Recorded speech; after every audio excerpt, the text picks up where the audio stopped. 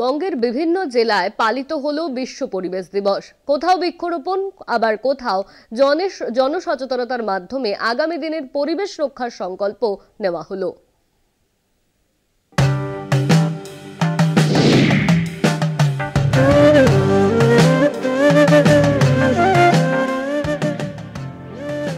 নদিয়ার বিভিন্ন কর্মসূচির মাধ্যমে বিশ্ব পরিবেশ দিবস পালন করা হয়। কল্যাণীতে এক শিশুকে গাছের প্রতীক সাজিয়ে তোলা হয়। খুদের মাধ্যমে দেওয়া হয় সচেতনতা বার্তা।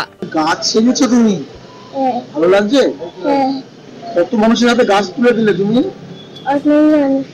নদিয়া কৃষ্ণনগর কলেজিয়েট স্কুলে উদ্বোধন করা হয় ওয়াটার হারভেস্ট প্রকল্প। বিশ্ব পরিবেশ দিবস উপলক্ষে জল সংরক্ষণে বিশেষ পদক্ষেপ সেভ জলঙ্গি স্বেচ্ছাসেবী সংগঠনের। বিশ্ব পরিবেশ দিবস উপলক্ষে বিদ্যাসাগরের জন্মস্থানে গাছ লাগালেন ঘাটাল মহকুমা শাসক। 15 কিলোমিটার সাইকেল চালিয়ে বীরসিংহ গ্রামে যান মহকুমা শাসক সুমন বিশ্বাস। পরিবেশের প্রতি মানুষকে বার্তা দিতে এই সাইকেল যাত্রা।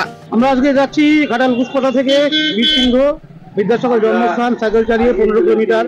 আজকে বিশ্ব পরিবেশ দিবস, পরিবেশের প্রতি বার্তা দেওয়ার জন্য আমাদের আজকের আয়োজন। আপনারা সবাই সাইকেল চালান, সুস্থ থাকুন, গাছ লাগান, পৃথিবীকে সুস্থ রাখুন।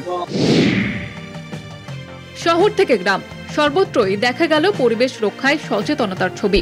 মুর্শিদাবাদে ডোমকল সেবা সংঘের উদ্যোগে বৃক্ষরোপণ করা হয়। ডোমকল বিটি হাই স্কুল মাঠ চত্বরে এই কর্মসূচি পালন করা হয়। পরিবেশ দিবস আমাদের মনে করিয়ে দেয়, পৃথিবীকে বাসযোগ্য রাখার দায়িত্ব আমাদের সবার। প্রতিটি ছোট পদক্ষেপই বড় পরিবর্তনের দিকে নিয়ে যেতে পারে। কলকাতা টিভি। উত্তরবঙ্গ থেকে দক্ষিণবঙ্গ সব জায়গায় গাছ কাটা, যত্রতত্র আবর্জনা ফেলা, পুকুর ভরাট, এই ছবিগুলো স্পষ্টই। তাই পরিবেশবিদরা মনে করছেন এই সমস্ত কিছুর কারণে পরিবেশের ভারসাম্য নষ্ট হচ্ছে, আর সেই কারণে ভবিষ্যতে আরো বড় প্রাকৃতিক দুর্যোগের সম্মুখীন হতে পারি আমরা। তাই কলকাতা টিভির আবেদন, আর নয় দূষণ।